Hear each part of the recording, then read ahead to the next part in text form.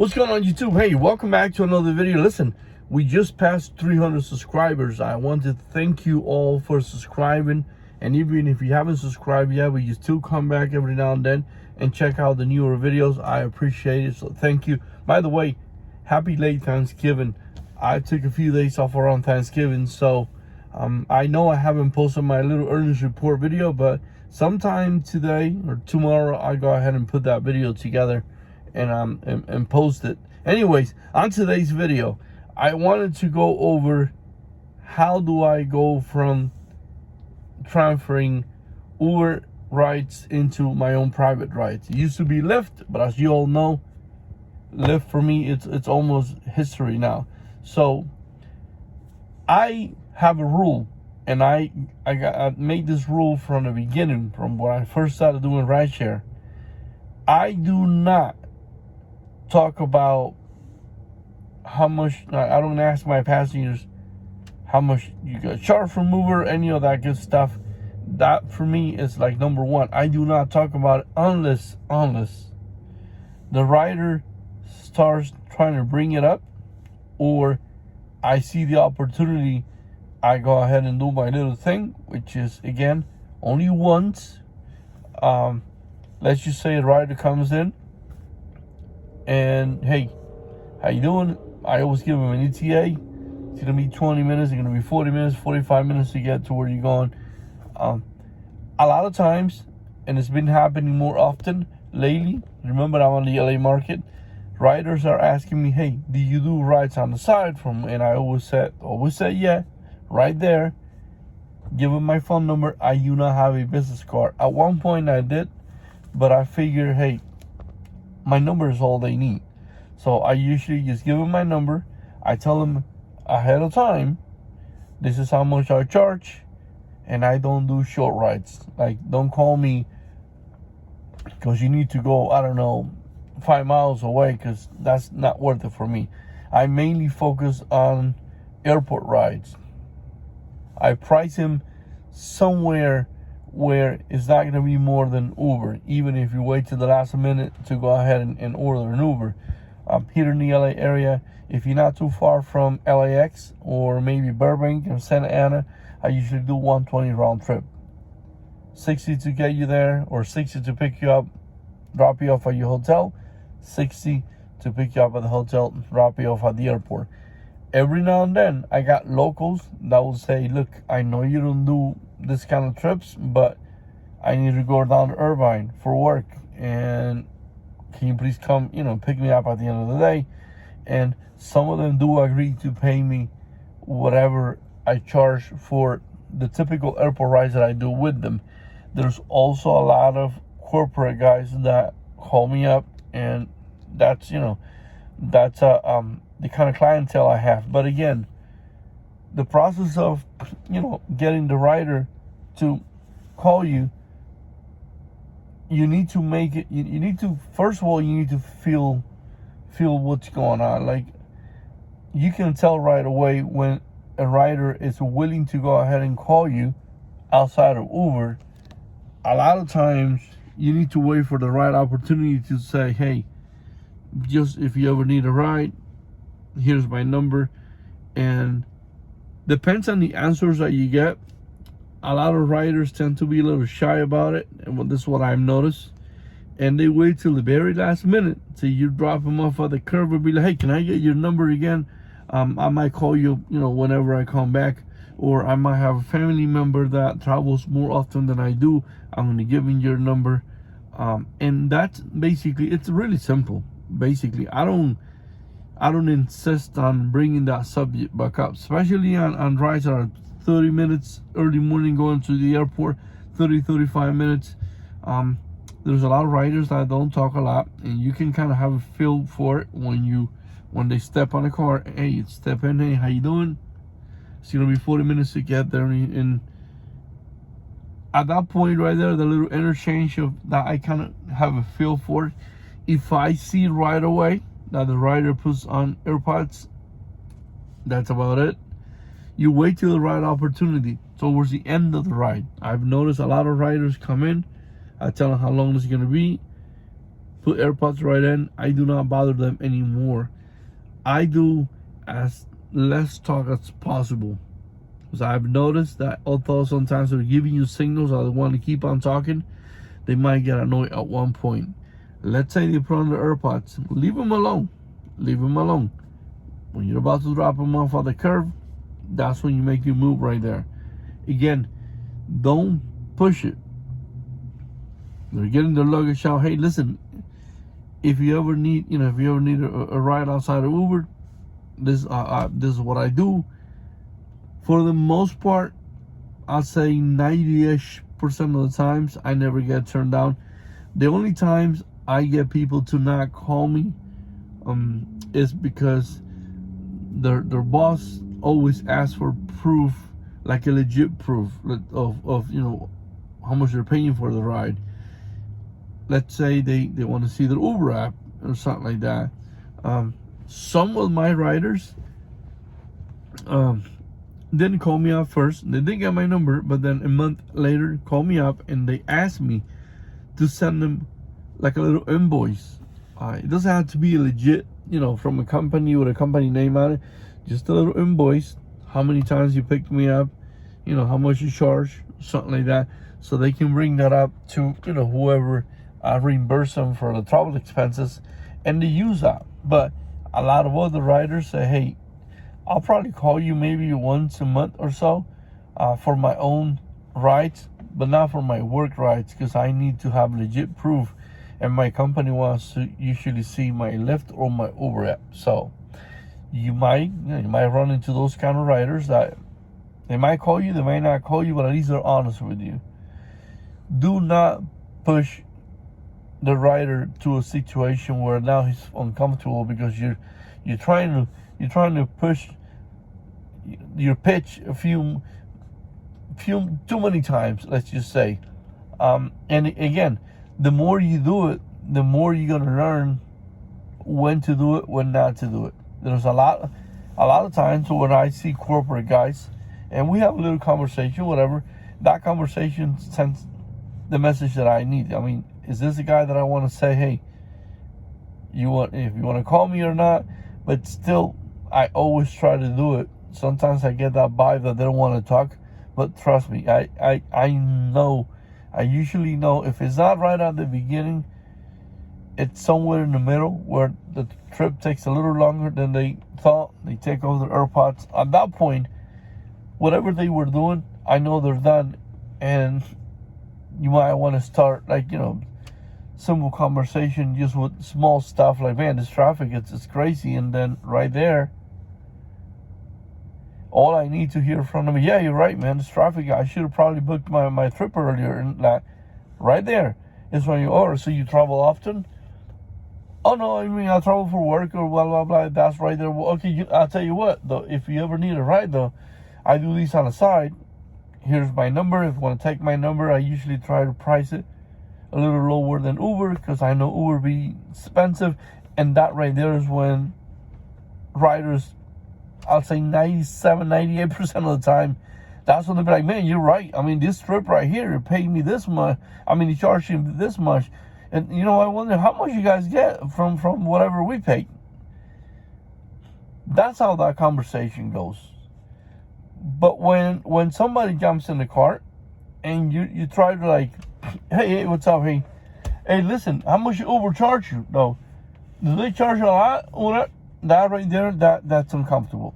Okay, that was uncomfortable for me as a rider way before I started doing these as a driver. I remember having Uber guys ask me. Obviously, back then, I didn't know. I was only going by what they were saying. But it kind of gets a little annoying. And that is the kind of things that you want to avoid. Unless you get the typical rider that sits in the car. Hey, how you doing?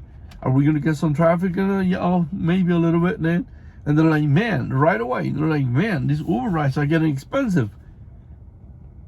If a rider says something like that, I know, 100%, I know, ooh, I got another one. That's it. That is when you go ahead. Again, do not push riders into a situation where they're going to feel uncomfortable. This is how drivers get reported. This is how some drivers even get deactivated. And it's crazy how easy it is to know when to do things and when not to do them. Another thing that you need to understand, you cannot get too greedy where, let's say you do a lot of airport pickups, and every single pickup you do, when you pull up to the little Uber pickup area, when you're passing, you get to, hey, guess what? I do this on the side, man. You want to cancel the ride and pay me or something? Something like that won't work. How I do it, there are certain rides, obviously, I try, and I mentioned these in the past, I try to accept rides that make sense from the beginning. I don't accept rides because I think that they're going to tip, and then at that point the ride's going to make sense. No. You all know, excuse me, you all know how that works. Tips for me, again, is an extra thing. You need to learn how to choose your rides based on the first amount that comes in. If you get a tip, good. If you don't get a tip, still. If you do the right thing, now you you are cherry picking. You got the right ride.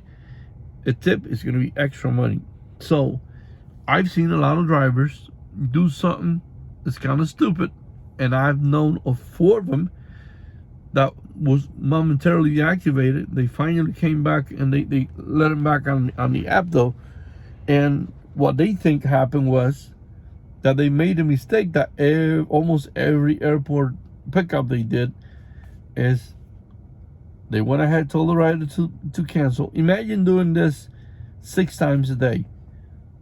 They go ahead and cancel. They Venmo the payment to you. But then when you drop them off, instead of driving away from that area, and I'm talking like away from that area, drivers go ahead and turn on the app again. Listen, Uber is always watching, and you can only get away with that for a certain amount of time. I know that some of you watching the video, if you made it this far, but well, I've been doing that every day for the past 2 years and I haven't got deactivated. Good for you. I'm telling you, congratulations, good for you. But I do not recommend doing this several times to get the riders to cancel so they pay their little $5 fee, and then 20 minutes later you pop up right next to their house. I guarantee you, at some point, if it's not happening already, Uber looks at us and says, oh, look what you're doing, boy. You're trying to be a smart guy. So how often do I do this? I only do it when I think that it's going to be worth it for me to do. And I'm going to give you an example of when it's not worth doing. Yesterday, I went into LAX to drop somebody off. I have a habit of making myself unavailable after every drop off. Why? You should already know that a lot of times you drop somebody off, you get a good ride, a ride request, and you accept it. So when you drop that person off, right away you go on to your next ride. That ride could have been even better if you would have made yourself unavailable after the drop off, because you might have been sitting on a search and you wouldn't even know it. So I made myself unavailable yesterday. I went into LAX. When I swiped to drop the person off and I went offline, guess what? There was a $20 search. I'm going to put that somewhere in the screen right now, because I believe I did take a screenshot just to kind of show you guys. When I had took that trip, in that case, I still went ahead and gave this guys my number. There were students happen to travel a lot sometimes, and I have plenty of riders that call me now, and they're students. So there were students. I still told them, hey, here's my number. If you guys ever need a ride back to the airport, let me know. I did not push them into canceling, obviously because of the search. Now, there's some other times where, again, the trip is already worth it for me. And at the end of the trip, for the most part, I get a decent $10, $15, $20 tip though, or even if it's only less than 10, but it's a decent tip added on top of that ride. If you do things right, you already picked a ride that's gonna pay you enough, and then the tip will be extra. In that case, I don't get them to cancel because I already know from the beginning the amount I'm gonna get is gonna be good enough. When I do insist on canceling or I offer that right away is when the trip is kind of long and I know for a fact that Uber most likely charge the rider a lot more than what I'm gonna charge them, than the $60 that I'm gonna charge them. If I see that, most likely because of the time of the day or whatever, they might get close to $100 or sometimes even more than that. Because I've got riders that tell me, "Oh man, thanks for doing that," because Uber was charging me an arm and a leg. At that point, I do offer, "Hey, if you don't mind me asking though, how much Uber charge you for the ride?" Again, don't shoot them with that kind of stuff right when they sit on it. You gotta have a feel for that passenger. The minute they come up to a cart, you get out, buy yourself a little bit of time by getting out and at least opening the trunk. Yes, I know you hit a button, the trunk opens on a Tesla. Mine is an older one, doesn't have that, and I use that to my advantage. I use that little bit of time to open up the trunk. A lot of them, you slip their luggage in there, and hey, how you doing? Whatever. Hey, welcome back. Oh, are you here for work? Oh no, I'm coming back home, or I'm flying in for work. By the time they get in, I can already sense yay or nay, and at that point, buckle up, look at my phone. I already know how long it's gonna be to get that person there because I know the area. You should know your market too. I do not even start the trip. I grab my phone, they're buckling up, trying to get comfortable, and I say, "Quick question, just out of curiosity, how much is Uber getting you for?" Because I know Uber's been. I got riders complaining that Uber be charging them a lot, and they're like, "Oh man, and this ride is like, I mean, I don't know how much you get, but I'm getting charged like 90, 95. I'm getting charged 120, 130. Oh shoot, really? Okay, hey, listen, just so that you know, I do this on the side. I usually take Venmo, Cash App, or whatever. If you like, you can cancel right now. You're only gonna pay $5. If you pay 95, I can do this for 50. 50 is gonna be more. I'll say sometimes $20, $25 more that I was gonna get if I would have gone ahead and take that ride. I'm just giving you an example because I want you to understand and do the math. Is it really worth for me to tell this guy $60 from the get-go? Most likely he'll Venmo me $60 and I'm done. Or is it better for me to go ahead and say I was gonna get $50 or I was gonna get 40, let's say. At the end, he might be tempted to tip a little bit more, and you end up with a similar amount. So you really have to know when to offer the cancel thing and when not to offer it.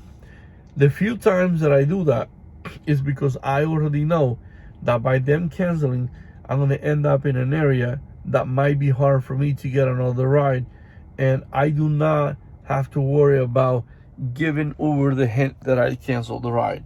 So what I try to do sometimes is not to be repetitive, because a lot of times I don't even have to. It's just not worth doing it. And if I do it and the rider says, "Yeah, I'm going to cancel, I'll pay you," I try to end the ride, obviously off of the Uber app, and drive away from that area. So when I turn the phone back on, Uber has no clue. Yes, I know they track your position and all that good stuff, but it's not the same when they track you that when you make it obvious for them. And till this day, after a year and a few months, it was September of last year, so you already know it's been just over a year of doing this. I have not gotten no weird messages on my account. I haven't got the activator or any of that stuff. So you need to be smart on when you go ahead and offer your services. Again, I don't have a card. I don't have a card that I offered.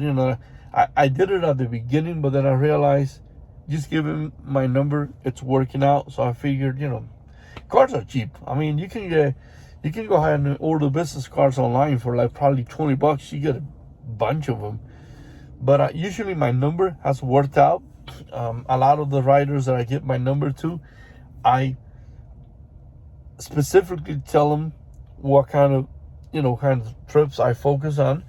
Although every now and then I get, again, like I said at the beginning of the video, I do get a lot of riders, some of my regulars that are local. I do get a lot of them that call me every now and then and say, hey, Tone, today I really don't feel like driving. Just one day, please pick me up, drop me off at my office, and pick me up at the end of the day. I will pay you like I pay you whenever you pick me up at the airport. Let me know if you're available. And I usually tell them, hey, yes, it's local. You know what I mean? And I end up doing, I don't know, maybe 40-ish, 50 miles for 120, all together. Dropping them at the office, picking them up at the end of the day. If you're wondering, how do I justify the trip to pick them up, or what happens, obviously, when I drop them off? Simple. You turn on the Uber or Lyft app if you still drive for Lyft, and try to work your way to where the pickup is. Shut them off, and the same when you drop them off. Turn on your Uber, your Lyft app, again, if you still drive for Lyft, and try to make sense of the rides that you get so that you can drive back home with a little bit of money in your pocket.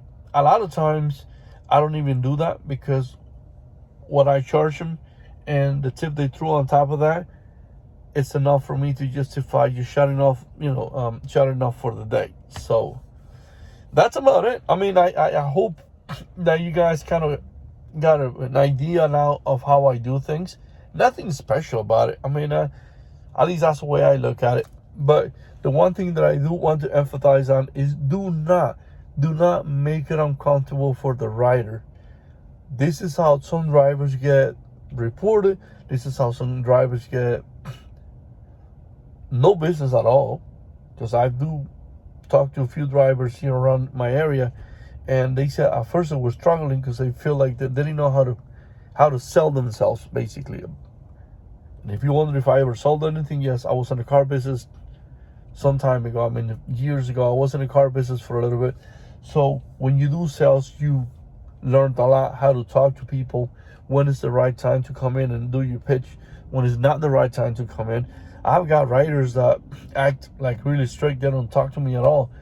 And at the end of the ride, when I'm about to, go outside and kind of open that trunk and help them with their luggage, they do ask a question. And I believe that the reason why I'm seeing that more often is because the obvious. Uber is stiffing these people. Uber is charging these people sometimes upwards of $100 on an early morning arrival at LAX just to go to a hotel that's 15-20 miles away. That's just insane. And I believe because of that, riders lately, frequent riders or flyers, if you want to call them, that's why they're always asking, hey, you do this on the side, I won't mind paying you and getting Uber out of the way. So that's about it. I hope this video gave you an idea of how I do things. If you have any questions, you made it this far into the video, please post them in the comments. That's the point of videos like this. That's the point of the channel, to share input, share insight, and help each other out, do better. Because obviously Uber and Lyft, they're not going to help us at all. So thanks a lot for watching. We'll catch up on the next video.